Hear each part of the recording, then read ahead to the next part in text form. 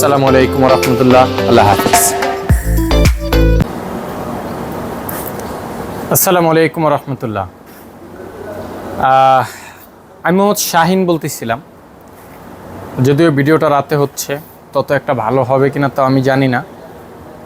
আজকে আপনাদের সামনে আমি আরও একটি গাড়ি নিয়ে আসলাম 2017 মডেলের টয়োটা নোহা। এটি স্কোয়ার না নোহা। সাধারণত আমরা জানি যে টয়োটা নোহা, স্কোয়ার এবং বক্সি একই চেসিসের গাড়ি। ZWR80 হলো এটা চেসিস। এই চেসিসের অধীনেই বানানো গাড়ি এগুলো। তো যাই হোক, এই গাড়িটার আমরা একটি ভিডিও আপনাদেরকে আগে আমরা দিয়েছি যে এই গাড়িটার মূলত প্রবলেমটা কী। সাধারণত এই গাড়িটি আমি এক অফিস থেকে নিয়ে আসছি। ওইখানে গাড়িটি বন্ধ হয়ে গেছিলো। বন্ধ হওয়ার পরে যে জিনিসটা হলো, আমি গিয়ে গাড়িটাকে চেক করলাম। দেন চেক করার পর আমি দেখলাম যে হ্যাঁ, এটাতে কিছু সামথিং রং, অ্যাবনর্মাল, কিছুটা অ্যাবনর্মাল আছে। তারপরে যেটা হলো যে ড্রাইভার এবং গাড়ির যিনি ওনার, মালিক, ইউজার, উনি বললেন, দুইজনের বক্তব্যই ছিল এটা যে ভাই আমরা গাড়িটার এই সেম প্রবলেম নিয়ে আজকে আমরা দীর্ঘ মাসখানিক যাবত আমরা ভুগতেছি। তার ভিতরে আমরা একাধিক ওয়ার্কশপ দেখাইছি। এখন তো আপনারা জানেন যে আসলে হাইব্রিডের অ্যাভেলেবেল ওয়ার্কশপ, সবাই হাইব্রিড টেকনিশিয়ান এবং হাইব্রিড ওয়ার্কশপ সবই হাইব্রিড। মাঝখানে আমাদের দেশে কিছু হাইব্রিড কিছু ক্যাডার ছিল। এখন আমাদের হাইব্রিড গাড়িগুলোর জন্য কিছু হাইব্রিড টেকনিশিয়ান। কথাটা মাইন্ডেড হইতে পারে, এটা মেটার না। কেন মেটার না, আমি আপনাকে কিছু সিম্পললি কিছু বিষয় বলি। প্রথমত, আপনারা অবশ্যই গাড়ির কাজ করানোর ক্ষেত্রে আপনারা কিছু বিষয় খুব লক্ষ্য রাখবেন যে ব্যক্তিকে দিয়ে কাজ করাচ্ছেন তার প্রফেশন কতদিন যাবত, এবং তার এই বিশেষ করে এই গাড়ির প্রতি এক্সপিরিয়েন্স কতদিন যাবত। বর্তমান অনলাইনের যুগ।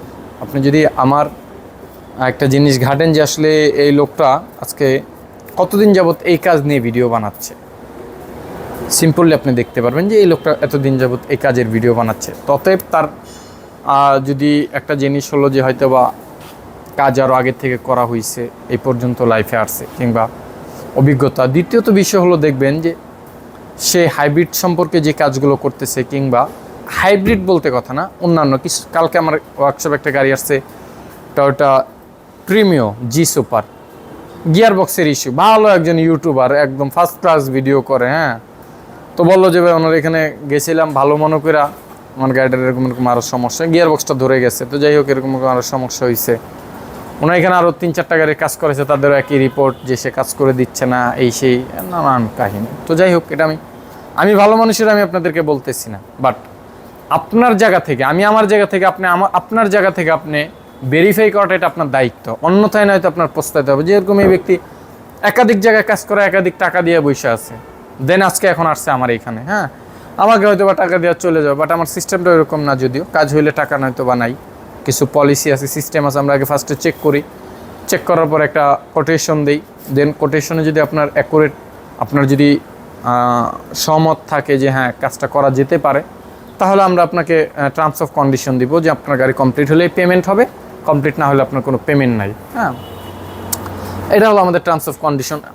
বিভিন্ন বিষয় আছে এর ভিতরে। তো যে জিনিসটা আমি আপনাদেরকে বুঝাইতে চাচ্ছি, এই গাড়িটা যে আজকে 3-4টা ওয়ার্কশপে গাড়িটা ঘোরার পরে গাড়িটার সলিউশন ওয়ার্কশপ থেকে 1 কিলোমিটার ভিতরে তার প্রবলেম হয়েছে। তার মানে কি, সলিউশনটা হয় নাই, ততে এটা সলিউশন দিতে পারতেছে না। সাধারণত সলিউশন নাই বিষয়টা এরকম না, অবশ্যই সলিউশন আছে, দিতে পারতেছে না। তো যেহেতু একটা লোক এই সার্ভিসটা দিতে পারতেছে না, তো এই ক্ষেত্রে আপনার কিছু বিষয় খুবই মাথায় রাখা জরুরি যে আসলে আমার এই সম্পর্কে পারদর্শী কোনো লোক পাইতেছি না। এটা হলো মেন বিষয়। হ্যাঁ, অবশ্যই কাজের ক্ষেত্রে আপনারা এই বিষয়গুলো খুব খেয়াল করবেন। বাকিটা আপনার ব্যক্তিগত বিষয়। আপনার টাকা আপনি কাকে দিবেন, কীভাবে দিবেন, সেটা আপনি জানেন। এতক্ষণ আলোচনা করলাম একদম ফাও আলোচনা। অনেকের প্রয়োজনে আসতে পারে, নাও আসতে পারে। তো চলুন আমরা আপনাদেরকে দেখাই যে এই গাড়িটা আমরা কী প্রবলেমটা ফেস করতেছিলাম। তো আসো দেখি, একটু দেখাই যে এই গাড়িটার সমস্যাটা কী ছিল। তো সাধারণত আরও মা গো, ব্যথা পেলাম একটা। গাড়িতে বসলাম, আমি আগে একটু প্লেসমেন্টটা কিছুটা 19-20 আছে, এগুলো একটু আগে ঠিক করে নেই। কারণ আপনাদেরকে একটা জিনিস আমি দেখাবো, জিনিসটা যদি ভালোভাবে যদি না দেখাইতে পারি, তাহলে আমি ওটা বানানোরও কোনো মানে নাই, দেখানোরও কোনো মানে নাই। ঠিক আছে, অতএব হ্যাঁ এটা হলো বিষয়। তো যাই হোক, আমি আপনাদেরকে ফার্স্টে একটু গাড়িটার ভিতরে নিয়ে আসি। এই হলো গাড়িটা, আপনারা দেখতেছেন ইতিমধ্যে এই গাড়িটা। আমি ফার্স্টে ইগনিশন সুইচটা দিই। কিছু বিষয় আপনাদের খেয়াল করা খুবই জরুরি। এখানে 1,54,069 কিলোমিটার। এখানে দেখেন দুইটা ম্যালফাংশন আছে। এটা ম্যালফাংশন না, এটা precollision system malfunction, visit your dealer. এটা ফুয়েল লো, তেল নাই, তেল কম আছে। তো যাই হোক, আরেকটা সিগন্যাল আছে এই যে হাইব্রিড সিস্টেম ম্যালফাংশন ইনএক্সপেক্ট, ওটা বেশি সময় থাকতেছে না। হাইব্রিড সিস্টেম ম্যালফাংশন ইনএক্সপেক্ট এটি ডিলার, হ্যাঁ এটি ডিলার। তো যাই হোক, আপনাদের বেশি দেখার হলে আপনারা অবশ্যই এটাকে স্টপ করে নেবেন, এই জায়গাটাকে স্টপ করে নিলে আপনারা একটু ভালোভাবে বুঝবেন। তো ইতিমধ্যে আপনারা এই প্রবলেমটা, একটা ম্যালফাংশন জিনিসটা আপনারা দেখছেন। তার ভিতরে আমি যখন গাড়িটা চেক করতে গেছি তখন আরও কিছু ম্যালফাংশন ছিল। ওই ম্যালফাংশনগুলোর ভিডিওটা আমি এর পরে দেওয়ার চেষ্টা করব, যে আমি ফার্স্টে যখন গাড়িটা চেক করছি তখন আমি কী কী ম্যালফাংশন পাইছি, ওটা আমি ছোট্ট একটা ভিডিও ক্লিপ করছি। ওই ক্লিপটা আমি আপনাদেরকে এর পরের ভিডিওতে দিয়ে দেওয়ার চেষ্টা করবো ইনশাআল্লাহ তাআলা। তো আমরা চলেন ফার্স্টে আপনাদেরকে একটু স্ক্যান করে দেখাই। আর আরেকটা বিষয়, যে গাড়িটার এই সমস্যাটা সিমটমটা কীরকম হয় গাড়িতে, সিমটমটার জন্য আপনাদেরকে আমি এর আগের যে ভিডিওটা আছে ওইটা দেখলে আপনারা বুঝতে পারবেন ইতিমধ্যে। তারপরে আমি গাড়িটি স্টার্ট করে নেই। বিসমিল্লাহির রহমানির রহিম। আপনারা খেয়াল করতেছেন তেল কম আছে, গাড়ি স্টার্ট এবং হাইব্রিডে ইভি লেখাটা আপনারা দেখতেছেন ইতিমধ্যে, যে ইভি লেখাটা জ্বলে আছে। তো যাই হোক, আমি এখন আপনাদেরকে, ভিডিওটা লং হতে পারে, যদি সময় থাকে অবশ্যই দেখবেন। 2017 মডেলের গাড়ি এটা।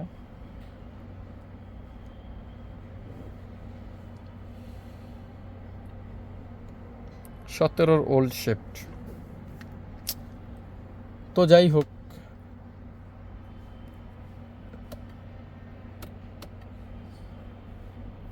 আমাদের স্ক্যানার ইন্টারফেস চলে আসছে, স্মার্ট স্ক্যান।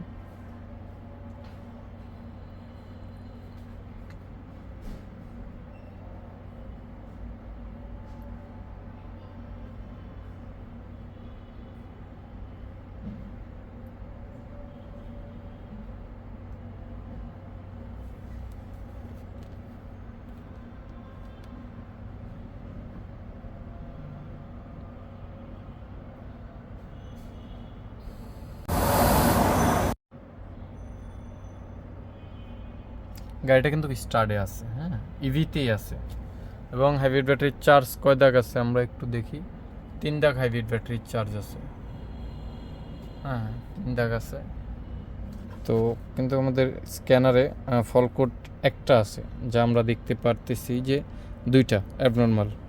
তো আমরা first HC hybrid control, hybrid কন্ট্রোলে আমরা পাইছি হলো আপনার ডিটিসি হলো আপনার P0AA6 hybrid battery voltage system isolation fault, এটা আমরা পেলাম। এটা হলো হাইব্রিড, যেহেতু আমাদের প্রবলেমটা হলো হাইব্রিডে। PLRL এটা হলো মূলত প্রিকলিশন সিস্টেমের আদার সিস্টেম ম্যালফাংশন, মানে প্রিকলিশন সিস্টেমের কোনো ইস্যু নাই, অন্য কোনো একটা সিস্টেমের ইস্যু আছে যেটা প্রিকলিশনের সাথে কানেক্টিভিটি আছে, ঠিক আছে। এই হলো আমাদের দুইটা ম্যালফাংশন, যে দুইটা জিনিস আপনারা দেখতে পাচ্ছেন ইতিমধ্যে। তো আমরা এই দুইটা জিনিসের সলিউশন নিয়ে আজকে কাজ করব। তো ইতিমধ্যে আপনাদেরকে আমি আরও একটা বার দেখিয়ে দিই স্টার্ট অবস্থায় ম্যালফাংশনগুলো। আপনারা দেখতেছেন যে এই ম্যালফাংশনগুলো এইরকম এবং এভাবেই আছে। এই হলো মূলত প্রবলেম, আর এটার আজকে আমরা সলিউশন দিব এবং এটা সময় নিয়ে আমরা কাজ করতেছি, কারণ এগুলো সময়ের বিষয়, স্টেপ বাই স্টেপ কাজ করা লাগবে।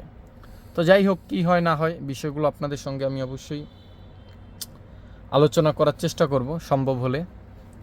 আর ওই পর্যন্ত সকলে ভালো থাকবেন, সুস্থ থাকবেন, সকলের জন্য দোয়া রাখবেন, বিশেষ করে দেশের জন্য, জাতির জন্য, মুসলিম উম্মার জন্য, সকলের জন্য সকলে দোয়া করবেন। এটা হলো কামনা আপনাদের কাছে।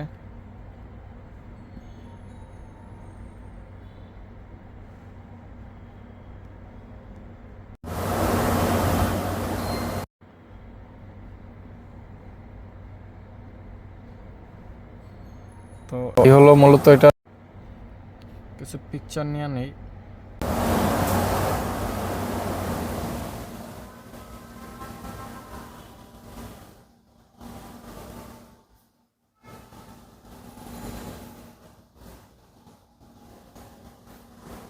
তো যাই হোক, নিয়ে নেওয়া হলো। এই হলো বর্তমান পরিস্থিতি এবং সিচুয়েশন। তো ভালো থাকবেন, সুস্থ থাকবেন, সকলের জন্য দোয়া রাখবেন এই কামনায় রইল। আসসালামু আলাইকুম ওয়া রাহমাতুল্লাহ। আল্লাহ হাফেজ।